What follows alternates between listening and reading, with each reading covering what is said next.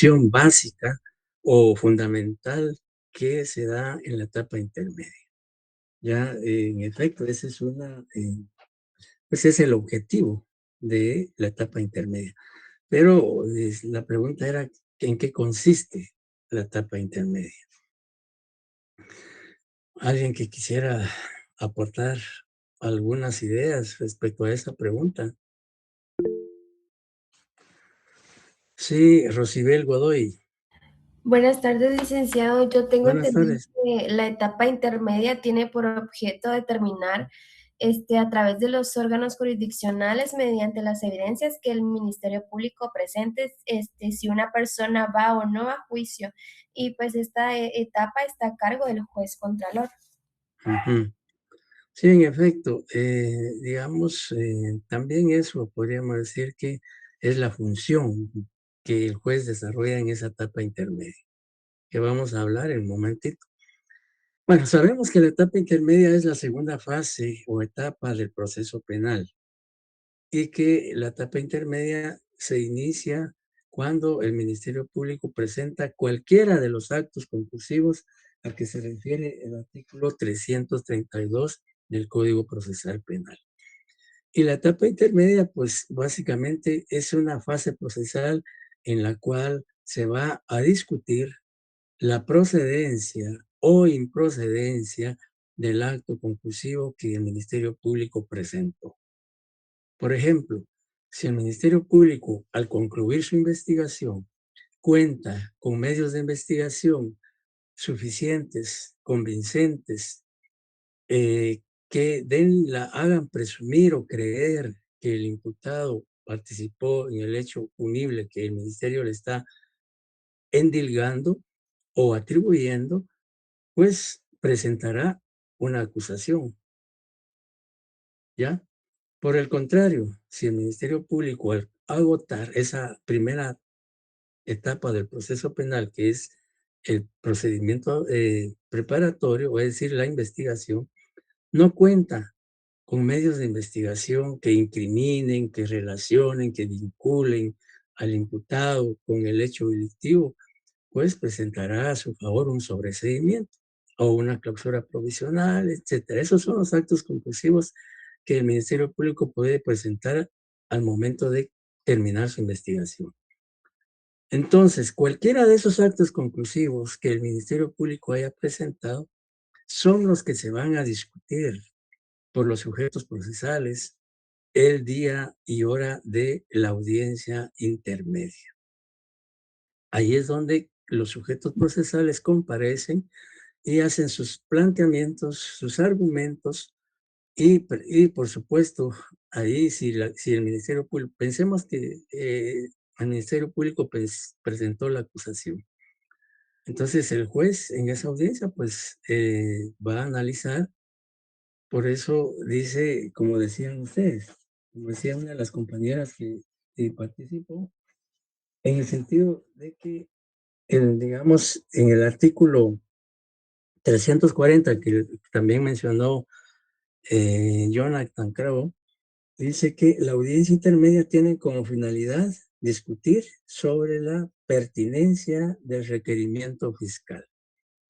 Es decir, que la finalidad, por eso se dice que la etapa intermedia juega un papel fundamental dentro del proceso penal, porque en esta fase del proceso el juez que es el responsable de esta etapa intermedia, que es quien la dirige, juez contralor de la investigación, pues en esta fase del proceso el juez es básicamente, va a decidir qué procesos penales son los que pueden llegar a un juicio o a un debate. Porque la finalidad, como decía Noemí, en la segunda parte o segundo párrafo del artículo 332, claramente dice que la etapa intermedia tiene como objeto que el juez evalúe si existe o no fundamento para someter a una persona a juicio oral y público, por la probabilidad de su participación en un hecho delictivo o para verificar la fundamentación de las otras solicitudes del Ministerio Público.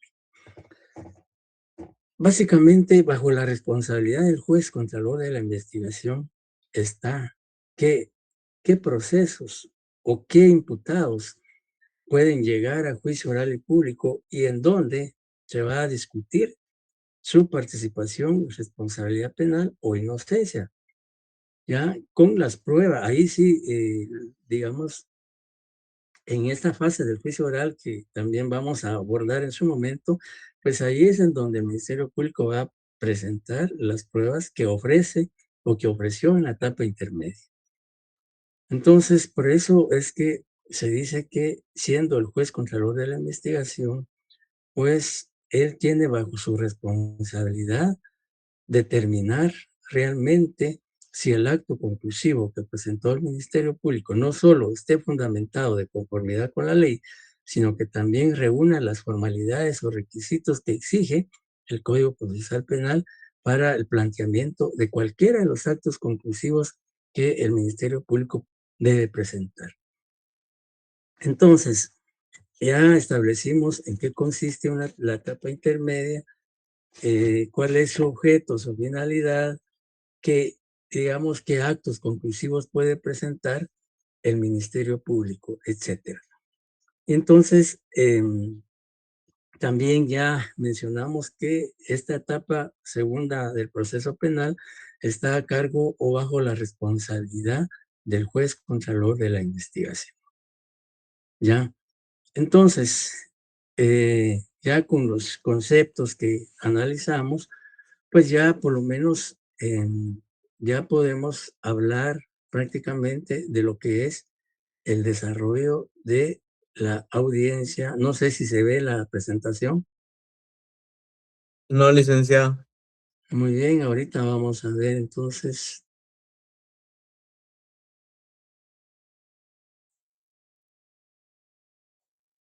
Y ahorita, Ahora sí, licenciado. bueno, muchas gracias. Bueno, como ya vimos que en la audiencia bilateral de primera declaración del imputado, aparte de que el imputado, pues, aparte de que se cumplan con las formalidades que establece el artículo 81 y 82 del Código Procesal Penal, ya como lo mencionó Noemí, o alguna compañera, no recuerdo el nombre, pero alguien dijo que era compañero Alexander, el que dijo que el juez en la audiencia de primera declaración es donde señala de una vez la audiencia de etapa intermedia. Bueno, entonces una vez que se llega la hora, el día en que el juez señaló esa audiencia de etapa intermedia, pues entonces, como les decía, comparecen todos los sujetos procesales a quienes se les ha dado intervención en el proceso penal. Obviamente que el juez, pues lo primero que tiene que hacer, como ocurre en todas las audiencias, pues primero pues debe establecer, debe verificar que estén presentes todos los sujetos procesales a quienes se les notificó eh, que se iba a desarrollar o practicar la audiencia. Aunque pues ya con antelación, tanto el sindicado como su abogado defensor, el Ministerio Público y los demás sujetos procesales a quienes se les ha dado intervención en el proceso que estuvieron presentes en la audiencia de primera declaración, pues ya están debidamente notificados, informados en esa audiencia que de la fecha y hora en que se iba a realizar esta audiencia. Sin embargo, eso no es óbice para que el juez contralor de la investigación reitere la citación o cite nuevamente a las partes o a los sujetos procesales para que comparezcan a esa audiencia. Entonces, una vez que el juez establezca, una vez que el juez verifique que esté presente el Ministerio Público, que esté presente el sindicado, que esté presente el juez, no el juez, sino el abogado defensor y querellante, y su abogado, si es que hay querellante dentro del proceso. Y también puede ocurrir que digamos, comparezcan las partes que reclaman la reparación digna como consecuencia de los daños y perjuicios causados por el delito. Entonces, si hay, digamos, si la víctima o su representante legal haya promovido la reparación digna y haya sido aceptado en el proceso, pues también tiene la oportunidad o el derecho de estar presente en esa audiencia. Luego entonces de que se verifica la presencia de las partes, pues ya el juez también los debe identificar con sus documentos respectivos para determinar la legitimidad de tanto del defensor como del Ministerio Público para estar presente en esa audiencia y tener la participación que corresponde. Pues esta audiencia obviamente es oral y pública, como todas las audiencias que el Código Procesal Penal establece. Ya, y ya dijimos que la finalidad de esta audiencia, pues es básicamente, digamos, acá pues se va a discutir jurídica y técnicamente por los sujetos procesales y básicamente el Ministerio Público y el imputado y su defensor sobre la procedencia, como se dice, o improcedencia del acto conclusivo solicitado por el Ministerio Público. Y ya lo vimos, ya alguno de los compañeros mencionó que la finalidad pues está regulada en el artículo 340 del Código Procesal Penal. Entonces, la audiencia, pues el juez declara, luego de, digamos, verificar e identificar a los sujetos procesales, pues ya el juez le otorga la palabra al Ministerio Público, representado a través del agente fiscal, también puede ser un fiscal de sección, un fiscal de distrito, un fiscal regional, incluso hasta fiscal general podría participar o estar presente en esa audiencia. Si él quisiera, pues representar a la institución en esa audiencia o en cualquier otra audiencia. Bueno, entonces se le concede la palabra al representante del Ministerio Público, que es el que ha formulado la acusación. Y la primera intervención que el fiscal debe hacer es prácticamente hacerle la intimación o la imputación del hecho delictivo o de los hechos delictivos que están contenidos en la acusación.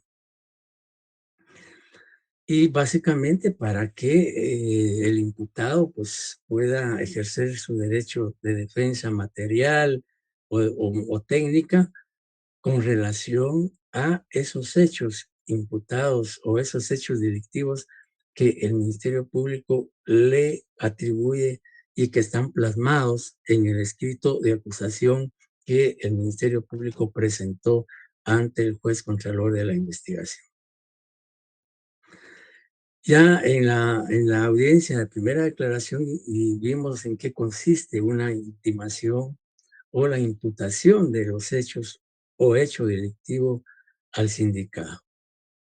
Entonces, si bien es cierto que en la audiencia de primera declaración el Ministerio Público le hizo la intimación del hecho delictivo al imputado, en la audiencia intermedia, si no hubo modificación, si no hubo reforma del delito, sino que el delito se mantiene desde que inició la primera declaración hasta la acusación, no ha habido ningún cambio, ni haya sido modificado el delito, etcétera. Prácticamente entonces el hecho pues podría ser, si queremos decir así, el mismo, y salvo algunas variaciones o modificaciones que se hayan dado durante el transcurso de la investigación, podrá entonces variar la imputación. Pero si no, pues prácticamente los mismos hechos estaría el Ministerio Público plasmando en la acusación, salvo, como les digo, que durante la investigación se establezca que el imputado haya cometido otros hechos delictivos. ¿ya? Entonces, si así fuese, pues también tiene que ser escuchado sobre esos nuevos hechos delictivos y pues también vinculado a proceso o no sobre esos nuevos hechos delictivos. Y que ya al momento de plantear el Ministerio Público su acusación o cualquier acto conclusivo, pero en este caso la acusación, tendría que plasmar en el escrito de acusación todos los hechos delictivos atribuidos al procesado. Como ya más o menos tenemos una idea de cómo se hace una imputación, pensemos que el Ministerio Público presentó como acto conclusivo la solicitud de apertura del juicio y acusación por el delito de lesiones graves, pensemos así. ¿Cómo harían ustedes entonces en esa audiencia de etapa intermedia la intimación del hecho contra el imputado? O sea, el hecho ya está plasmado en el escrito de acusación. Alguien que pudiera intervenir y formular esa intimación o imputación del hecho por lesiones graves.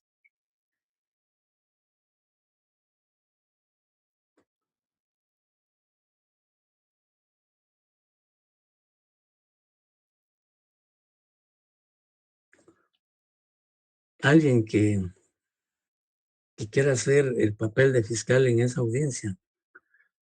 Háganlo sin miedo, compañeros, sin temor, sin timidez, que aquí pues estamos aprendiendo todos. Y la idea de que practiquemos o que nos atrevamos o nos animemos a formular una intimación, aunque sea un caso hipotético, pues es bueno que lo hagamos, es bueno ejercitar. Así es que algún valiente o una valiente que quiera hacerlo.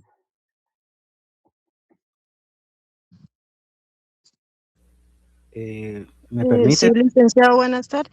Buenas tardes, por favor. Y Buenas. si no es mucho, si no hubiera inconveniente, si pudiera encender su cámara y ponerse de pie y hacerlo como que estuviera usted en una audiencia. Si no hay inconveniente.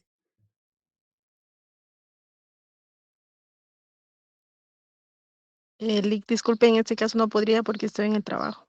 Ok, está bien. Entonces, no hay problema. Tal vez otro compañero después nos vamos a tratar de que 2 o 3 compañeros lo hagan. Sí, puede hacerlo entonces sin necesidad de encender su cámara.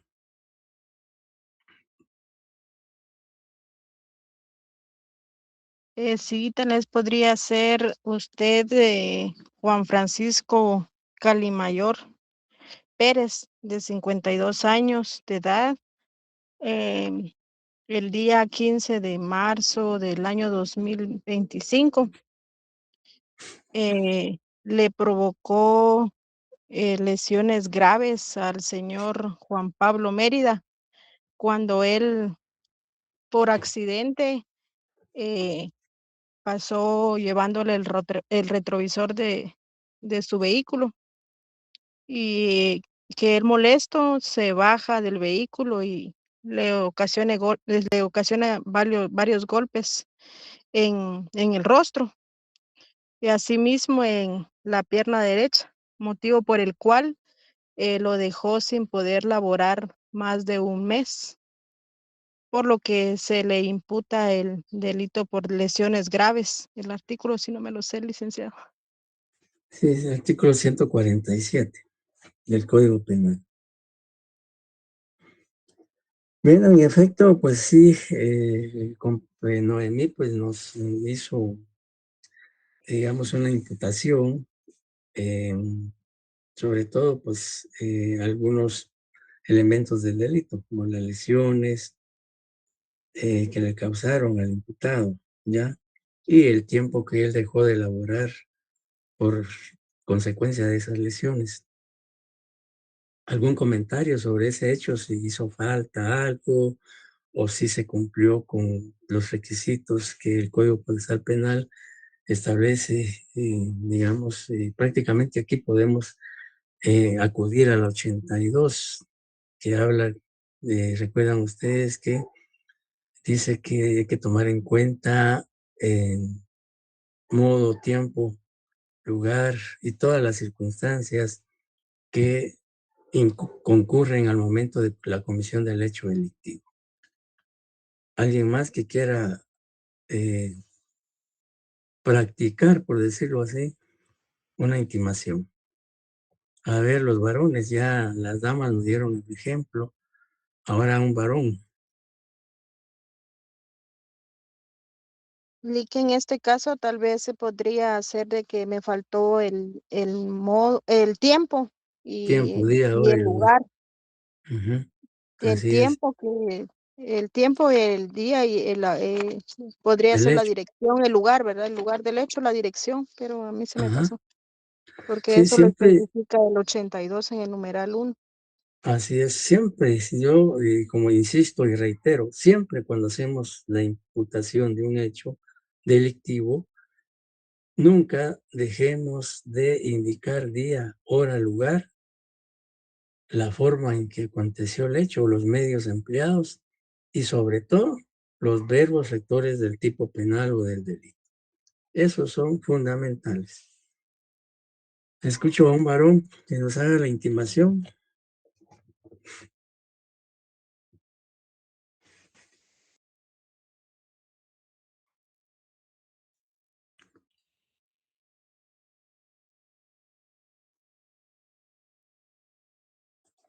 Como que se ausentaron los varones, ¿verdad?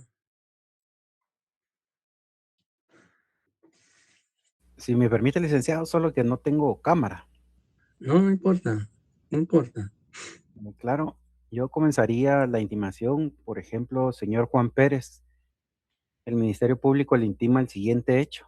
El día 15 de agosto, siendo aproximadamente las 19 horas, usted se encontraba en la tercera calle 760 de la zona 4 de esta ciudad.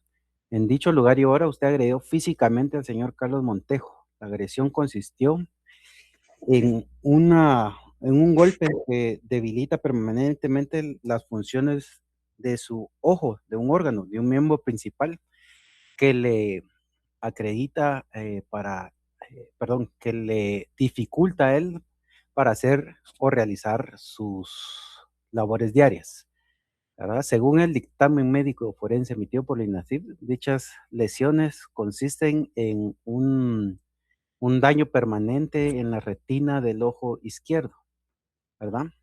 Eh, Encuadrado en un supuesto de lesiones graves, respaldado en el artículo 147 del Código Penal guatemalteco, donde indica que quien causare a otro lesión grave será sancionado con prisión de 2 años, ¿verdad? En su número uno, debilitación permanente de la función de un órgano, de un miembro principal o de un sentido.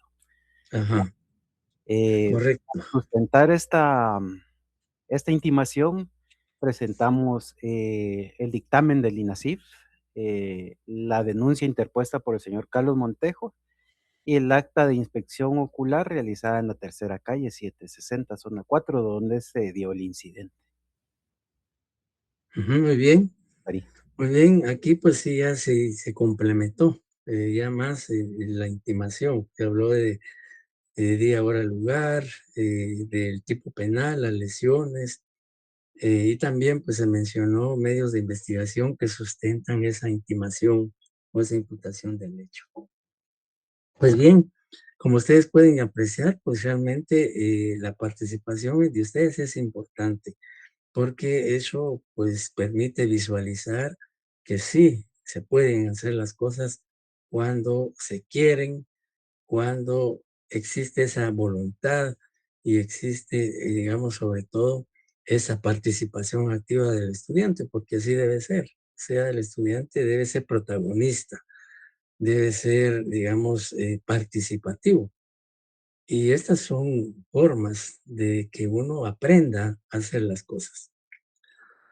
Bien, entonces ya pues el Ministerio Público hace su argumentación, primero pues la intimación del hecho, luego pues ya él indica que la acusación que presentó, la sustenta en los medios de investigación. Pues aquí ya como, digamos, los medios de investigación que sustentan esa acusación ya están descritos, ya están plasmados o consignados en el escrito de acusación, pues aquí el fiscal pues solo pues, podría decir que sustenta la acusación con fundamento en los medios de investigación que obran, que constan en el escrito de acusación. Pues ya no como en la audiencia unilateral de primera declaración, pues reiterar o repetir cuáles son, aunque pues eso tampoco la ley no le prohíbe que lo haga.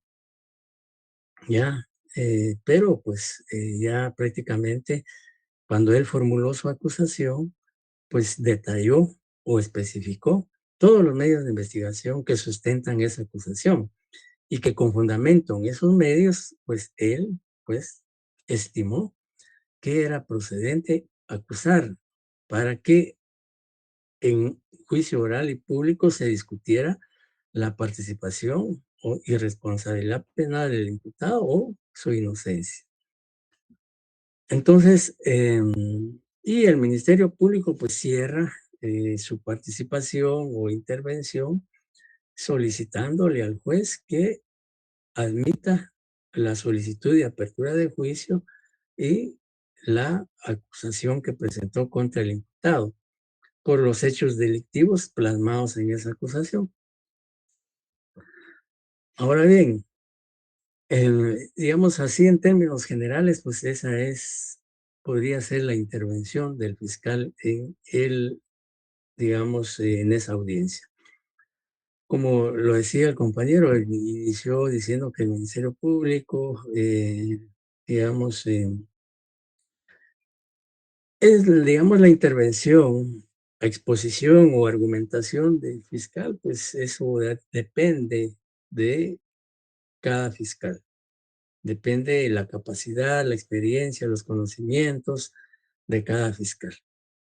Y muchos pues, pueden comenzar invocando las facultades que la Constitución y el Código Procesal Penal y la Ley Orgánica del Ministerio Público le otorgan a la institución como responsable de la persecución penal y de la investigación de delitos de acción pública, pues puede comenzar su argumentación, pues fundamentándose en los artículos que facultan al Ministerio Público como ente responsable de la persecución penal e investigación de delitos de acción pública, etcétera, etcétera.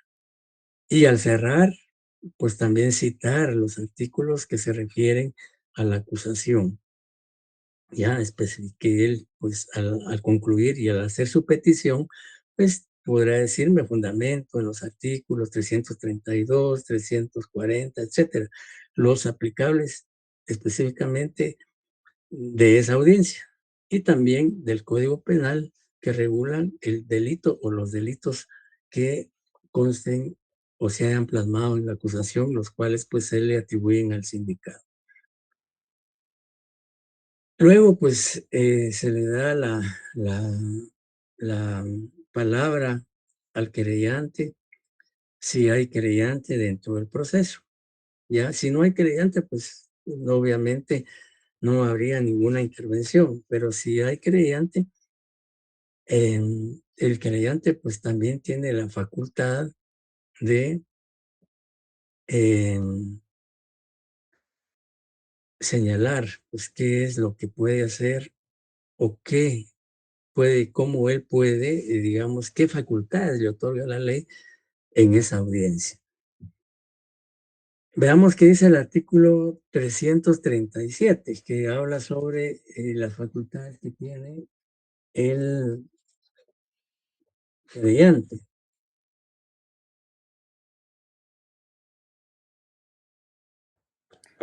Artículo 337. Actitud del querellante. En la audiencia, el querellante o quien sin éxito haya pretendido serlo podrá adherirse a la acusación del Ministerio Público exponiendo sus propios fundamentos o manifestar que no acusará, señalar los vicios formales en que incurre el escrito de acusación requiriendo su corrección, objetar la acusación porque emite algún imputado o algún hecho o circunstancia de interés para la decisión penal requiriendo su ampliación o corrección. Muchas gracias, Claudia. Pues bien, generalmente el creyente, si no cuenta con abogado y está presente en esa audiencia, pues como no es abogado y posiblemente no tenga conocimientos de derecho, de las leyes, etcétera, pues podrá sencillamente al momento en que se le conceda la palabra, pues sencillamente indicará, bueno, en mi calidad de creyente adhesivo, me adhiero o comparto la acusación que presentó el Ministerio Público. Punto. Ahora, si tiene abogado y obviamente el abogado es el que va a hacer uso de la palabra, pues entonces él como profesional del derecho, pues ya hará su planteamiento técnico y jurídico de la mejor forma, de la mejor manera. Siempre, por supuesto, podríamos decir apoyando la tesis del Ministerio Público en el sentido de que el Ministerio Público tuvo razón al presentar la acusación y pues como creyente pues también se adhiere a esa acusación. O pudiera ser que, como les decía, si no hay creyente, pues obviamente no va a haber participación de ese sujeto procesal. Ahora bien, en cuanto al acusado, si bien hablamos antes de lo que es la función del Ministerio Público y del querellante, pues ahora también la ley le permite al acusado o si no lo hace él directamente ejerciendo o haciendo valer su derecho de defensa material, pues lo hará a través de su defensa técnica por medio de su abogado defensor.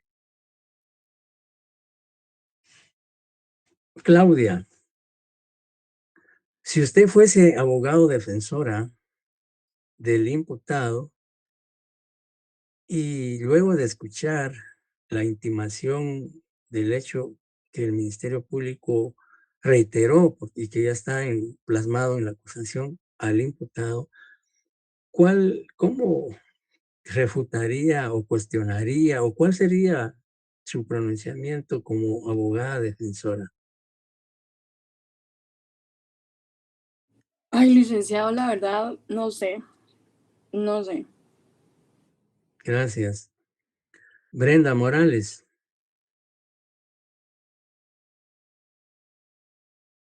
Indique, Lic. Buenas tardes.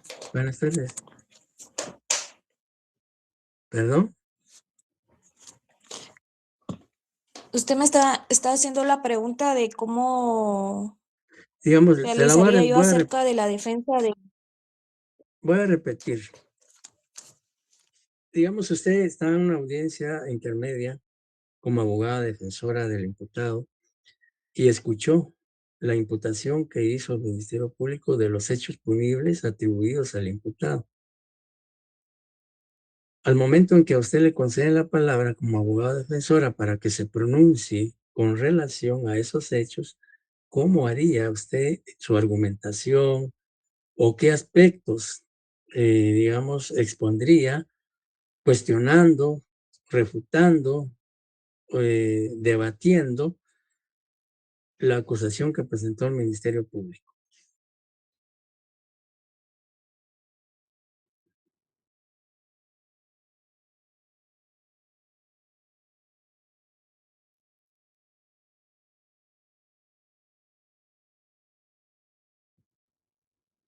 Lic, como ahí como abogada defensora ya tendría que tener conocimiento acerca de lo que ellos estaban hablando y aparte de eso fundamentar la Sí, defensa. sí, por supuesto. Yo le decía que usted está presente en esa audiencia y escuchó la imputación que hizo el Ministerio Público. Entonces, usted como abogado defensor, ¿cómo? O defensora, ¿cómo cuestionaría o cuál sería su alegato contra esa acusación? Pues para hacerlo más práctico.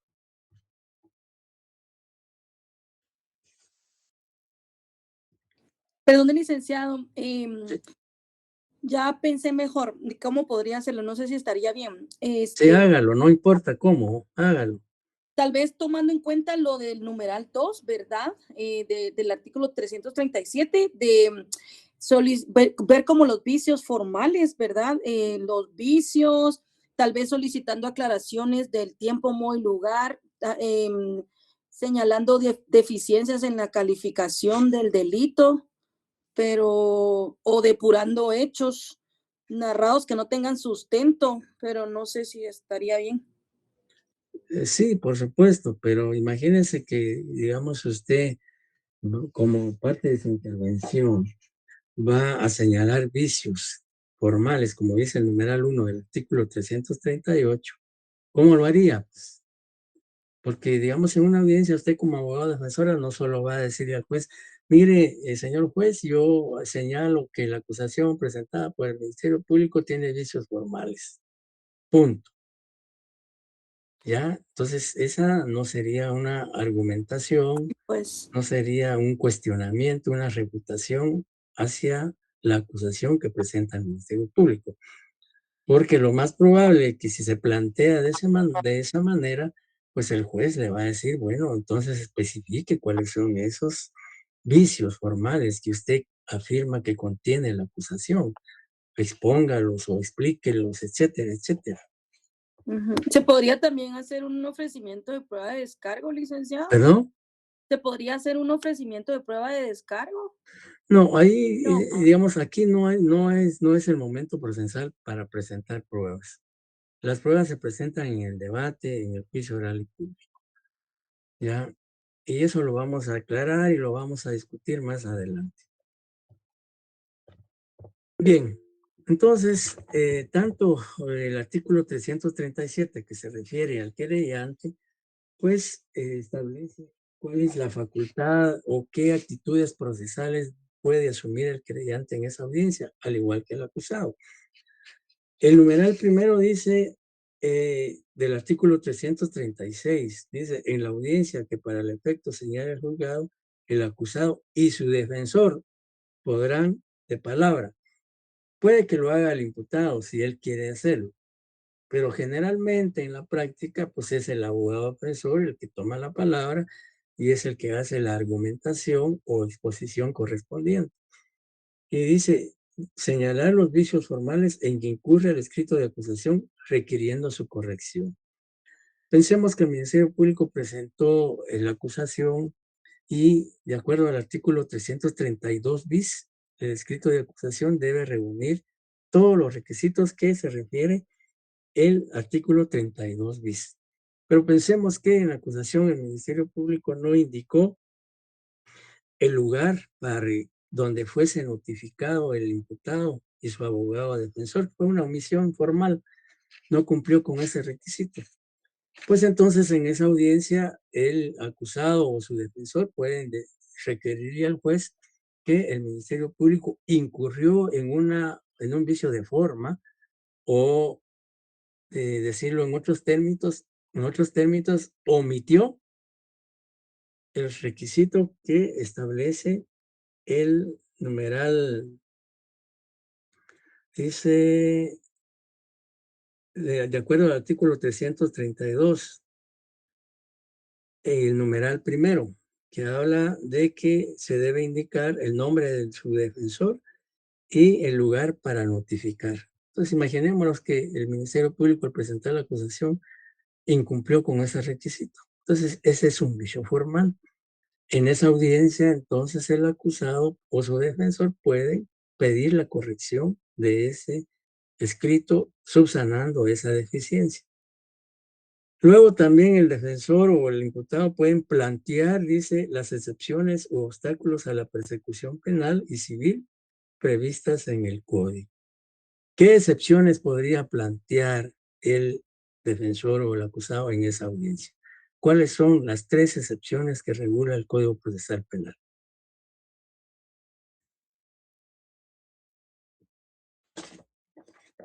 ¿Alguien que tenga la respuesta?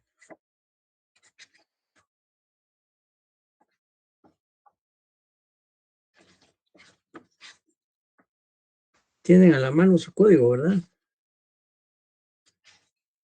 Sí, licenciado. ¿Qué excepciones? Ubíqueme el artículo que habla de las excepciones que se pueden plantear como obstáculos a la persecución penal.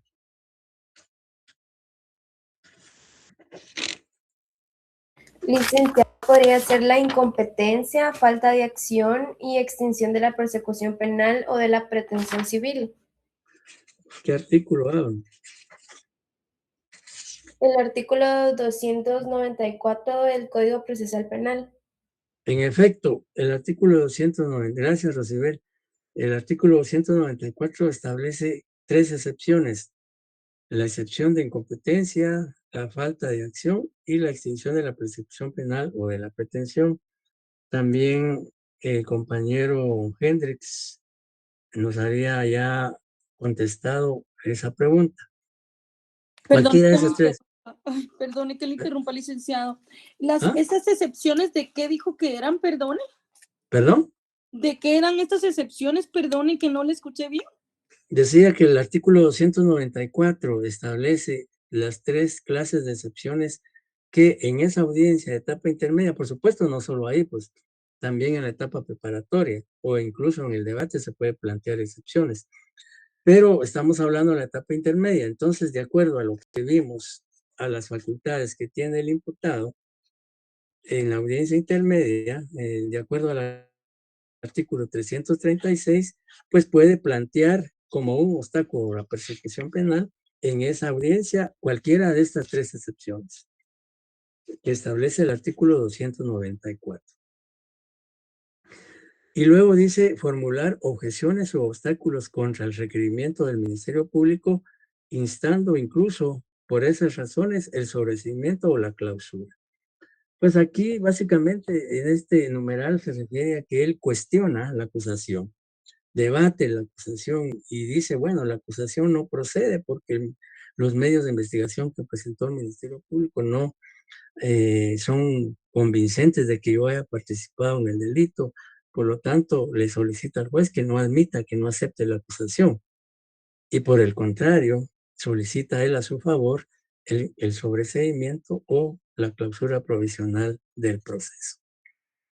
Claramente, el artículo 336 establece cuáles son las facultades que tiene el imputado a hacer valer en esa audiencia en forma directa o personal o a través de su abogado defensor.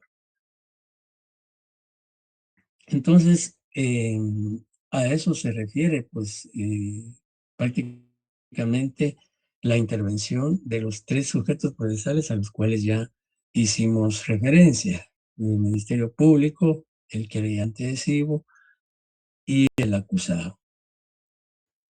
En cuanto al querellante, pues ya el artículo 337 dice que puede adherirse a la acusación del Ministerio Público, exponiendo sus propios argumentos o fundamentos. O también sencillamente puede decir que no acusa, pues desligarse de la acusación, que la ley se lo permite. Pero eso no es muy usual, ¿verdad? Porque si el querellante adhesivo se ha constituido como tal y ha coadyuvado con el Ministerio Público en la investigación, pues lo más, digamos, lo que más se da en la práctica y la realidad, que él pues sigue manteniéndose como creyente adhesivo y se adhiere o, digamos, comparte la acusación que presentó el Ministerio Público. También tiene la facultad de señalar vicios formales en que incurre el escrito de acusación, requiriendo su corrección. Igual, pues si hay una omisión de un requisito de los que establece el artículo 332 en el escrito de acusación, pues lo hará ver para que se corrija. Y también la ley le permite objetar la acusación, dice, porque omite algún imputado o algún hecho o circunstancia de interés para la decisión penal, requiriendo su ampliación o corrección. Puede darse o puede ocurrir que el Ministerio Público, al presentar el escrito de acusación, omitió hacer la imputación a un imputado, si fueran varios. Imaginémonos que sean 4 imputados y el Ministerio Público solo formuló la acusación contra 3, o bien lo formuló contra los 4, pero al hacer la intimación del hecho, omitió hacérselo a uno de los procesados. Entonces ahí hay una, digamos, omisión que tal vez aquí más que todo sería de fondo, ¿ah? Ya no sería un vicio formal, sino un vicio de fondo, porque se está dejando de hacer la intimación de un hecho a un imputado. Entonces esa acusación podría ser que tenga un vicio sustancial, pero pensemos en otra omisión, en no indicar, digamos, el tribunal que es competente para el juicio o el debate, etcétera. No sé si dudas hasta el momento.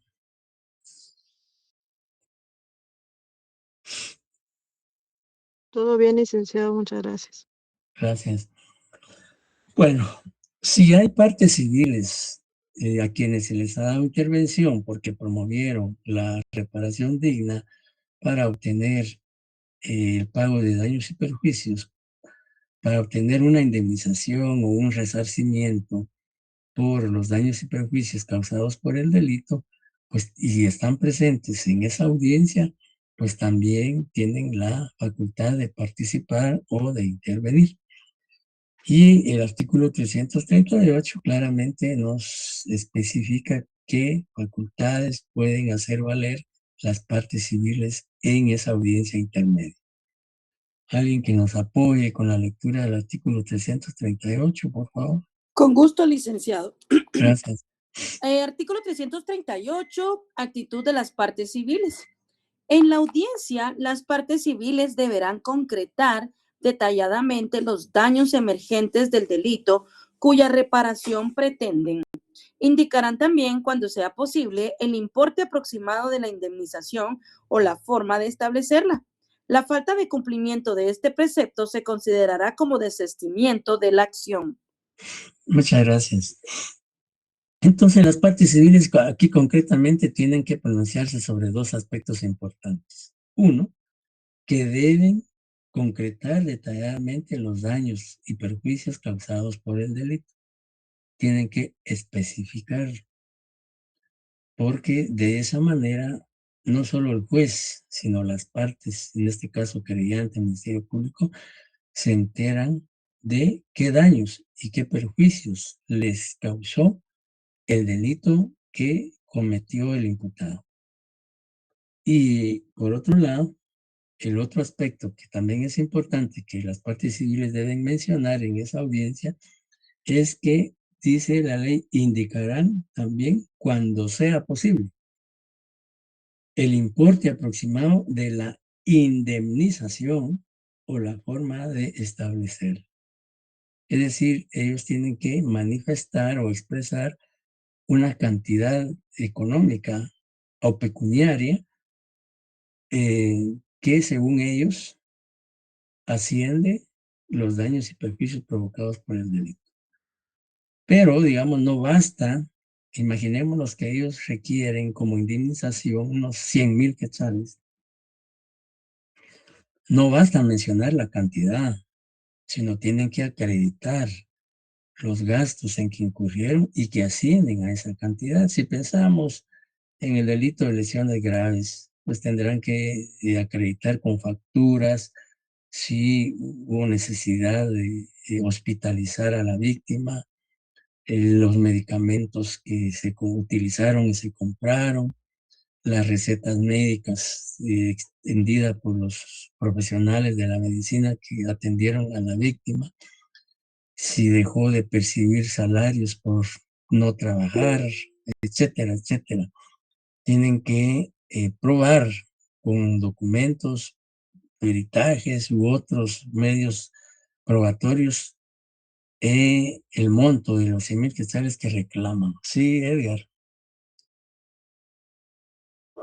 Buenas noches, licenciado. Ahí también podrían No, poner las facturas de combustible, la fecha en la exacto. que fue todo el Sí, movimiento, o los Uber, no, si tomaron Uber, no, o si compraron, o exacto, si pagaron una ambulancia exacto. privada. Ajá, exacto. Sí, todos los gastos que ellos realizaron y que tengan documentos u otros medios, cómo probarlos, pues los deben presentar para que justifiquen el monto de indemnización que ellos están solicitando. Y acá es algo que la ley establece al final y dice que la falta de cumplimiento de este precepto. Es decir, si ellos no cumplen con lo que establece esa norma o ese artículo, el juez considera que están desistiendo de la acción. Es decir, que el juez dice, bueno, se les dio la oportunidad de que ellos, se les notificó que está en la audiencia, comparecieron, pero no indican los daños y perjuicios causados, ni tampoco justifican una indemnización. Pues entonces el juez sencillamente era, bueno, no pueden probarlo, no pueden acreditarlo, no tienen interés, etcétera. Por eso es que la ley dice, se considera como un desistimiento de la acción. Ya. Pero aquí también siento yo que la ley es un poco drástica en ese sentido, porque pudiera ser que por causas no imputables a las víctimas ya pueda en un momento dado probar daño causado y el monto por X o Y motivos, y que bien podría hacerlo más adelante, pues prácticamente ahí se les está cerrando ese derecho que pudieran tener para hacerlo posteriormente. Pero así está la ley y pues ni modo, ahí sí que no hay para dónde. En cuanto al artículo 339, el artículo 339 habla de que en esa audiencia de etapa intermedia, el acusado y su defensor y las demás partes podrán oponerse a la constitución definitiva del querellante y de las partes civiles e interponer las excepciones que correspondan. Aquí, pues, aún en esta audiencia, el imputado y su defensor pueden oponerse a que el querellante sea admitido en forma definitiva como sujeto procesal dentro del proceso. Recuerdan ustedes que en esta etapa intermedia es donde el querellante adhesivo debe formular nuevamente su petición de que sea aceptado como querellante en forma definitiva. Y también la ley dice que si no lo hace, en esta fase del proceso queda desligado del proceso. Entonces, y como pensando de que sí lo hizo, por eso es que la ley dice que en esta audiencia el imputado, su defensor y las demás partes civiles, por ejemplo, pueden oponerse a que él sea admitido en forma definitiva como querellante. Pero tendrán que probar, justificar las razones que tengan para oponerse, porque así lo establece el artículo en su segundo párrafo. Dice, en la misma presentarán la prueba documental que pretenden hacer valer o señalarán los medios de investigación que fundamenten su oposición.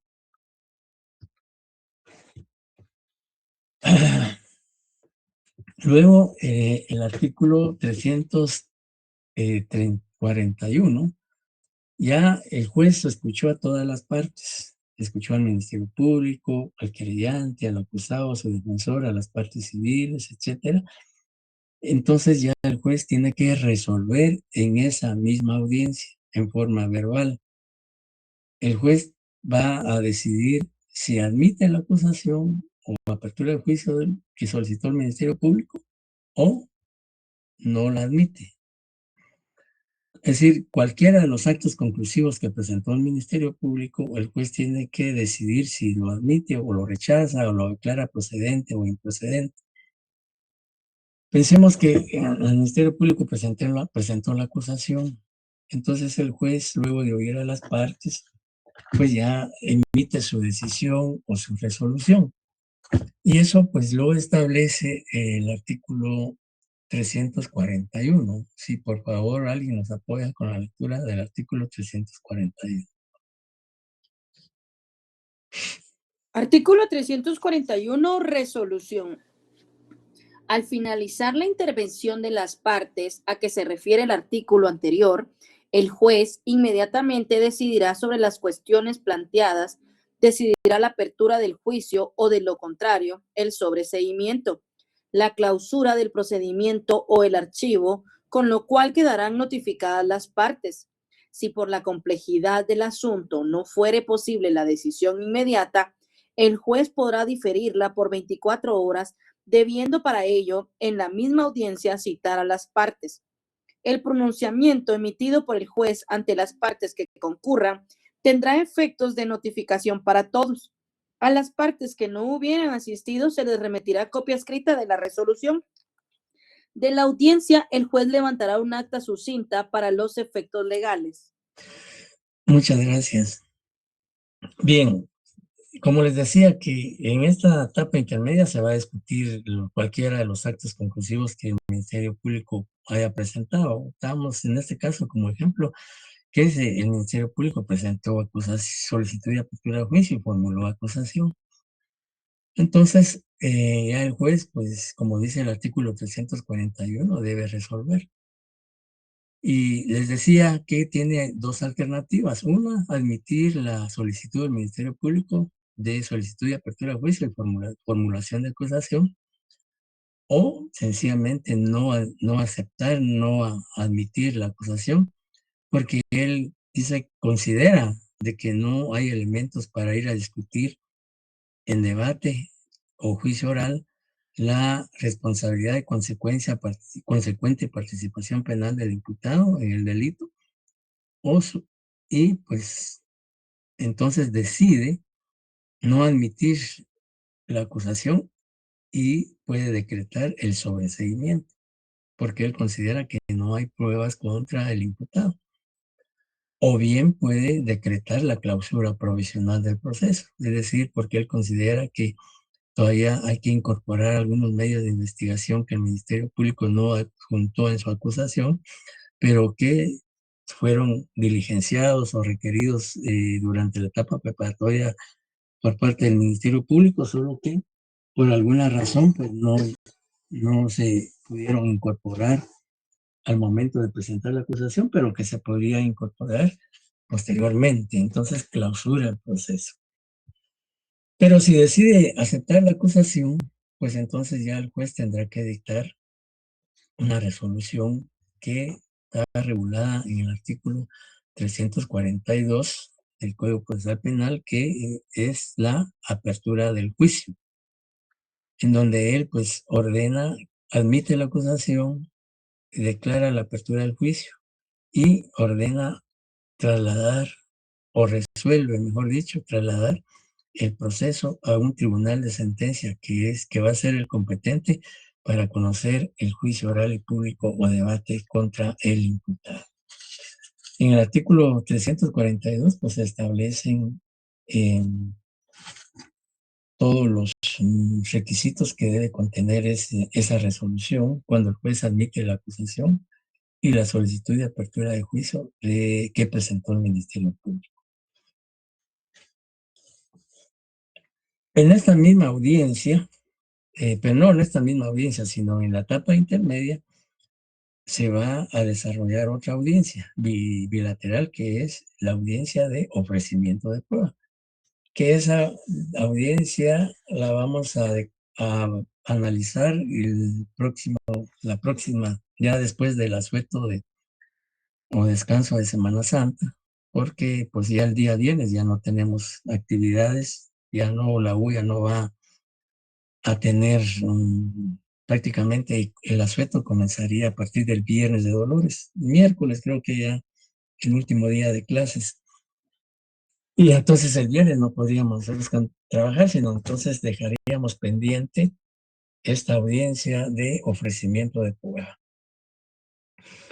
Y digamos, ya cuando hablemos de la audiencia de ofrecimiento de prueba, pues con esa audiencia y las demás actuaciones que regula el Código Procesal Penal, pues estaría concluyendo la etapa intermedia. Pero eso lo vamos a hablar más adelante, cuando primer día de clases después de Semana Santa, pues continuaremos con la audiencia de ofrecimiento de prueba. Pero saber cómo, si al regresar de Semana Santa nos tocan clases, creo que nos va a tocar clases virtuales. Entonces, continuaríamos con ello. Y en cuanto tengamos las clases presenciales después de Semana Santa, vamos a desarrollar las dos audiencias que habíamos manifestado anteriormente, pero que lamentablemente por las interrupciones que tuvimos no pudimos realizarla. Y con esta semana queríamos hacerla, pero como ya no se pudo porque tuvimos que trabajar virtualmente, ahorita le doy la palabra, no a mí. Entonces, la vamos a hacer cuando sea presencial. Aunque pues creo que acá tenemos unos minutitos todavía, podemos de una vez hablar sobre lo que es la audiencia de ofrecimiento de prueba, que no es tan complicada. Bueno, entonces en esta misma audiencia de intermedia, el artículo 343 habla de el ofrecimiento de prueba. Y en esta audiencia intermedia para conocer el acto conclusivo, el juez también en esta audiencia señala la audiencia para que las partes comparezcan a ofrecer su prueba. Y el juez dice, el artículo 343 dice que al tercer día de declarar la apertura a juicio, se llevará a cabo la audiencia de ofrecimiento de prueba. Solo hay ofrecimiento de prueba si se admite, el juez declara la apertura del juicio y admite la acusación. Solo ahí se hace ofrecimiento de pruebas, pero si hay sobreseimiento y clausura, pues no hay ofrecimiento de prueba. Entonces, esta audiencia dice que se debe realizar, dice la ley, para el efecto se dice al día siguiente, al tercer día, dice. Al tercer día de declarar la apertura del juicio, se llevará a cabo la audiencia de ofrecimiento de prueba. Es decir, si la audiencia de etapa intermedia fue hoy, martes, miércoles, jueves, estaría celebrándose la audiencia de ofrecimiento de prueba. Y en esta audiencia, de forma verbal, los sujetos procesales van a ofrecer la prueba que tienen y que van a presentar en el debate o juicio oral. Testigos, documentos, peritajes, prueba material, prueba científica, etcétera, etcétera. Y se les deben de individualizarlos, tal y como dice la ley, que para el efecto dice, en esa audiencia se le concede la palabra primero al Ministerio Público, luego se le concede digamos, si hay querellante, al querellante, luego al acusado y al defensor y a las partes civiles, y para que ofrezcan la prueba.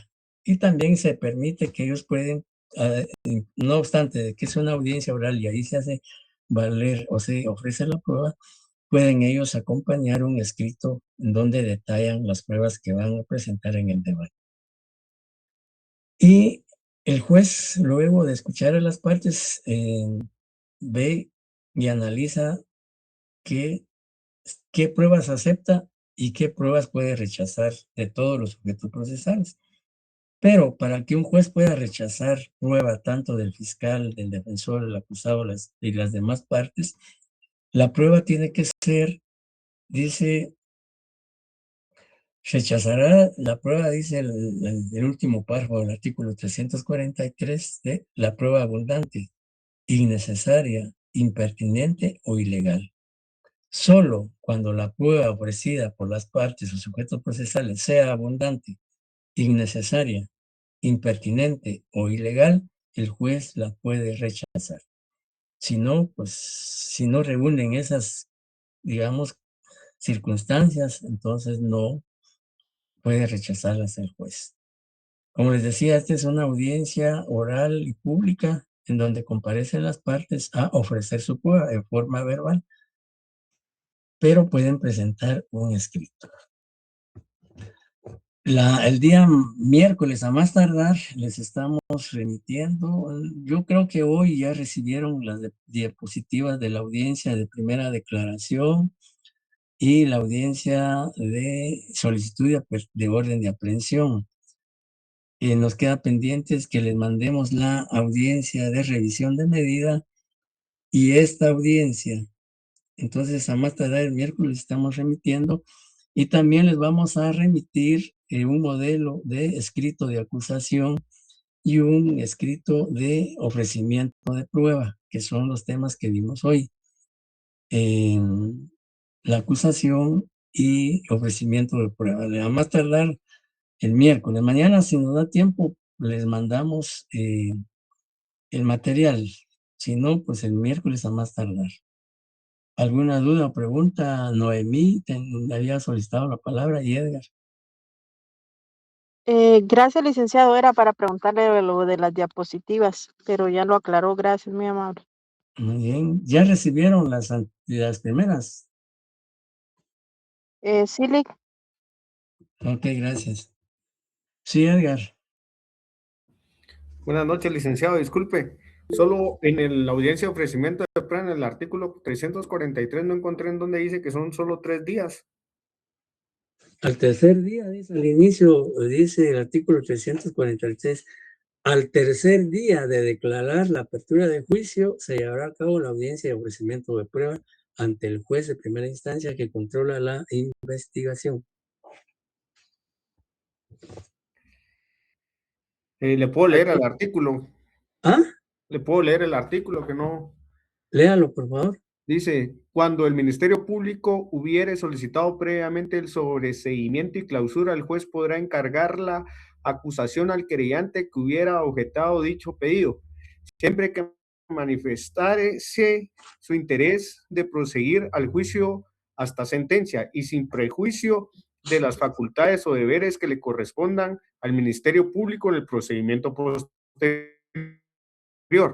La acusación modificada a la nueva acusación del Ministerio Público, el querellante será notificada a todos aquellos a quienes se les haya otorgado participación definitiva en el procedimiento. Solo eso tengo. Mire, quiero que su código no es el actualizado.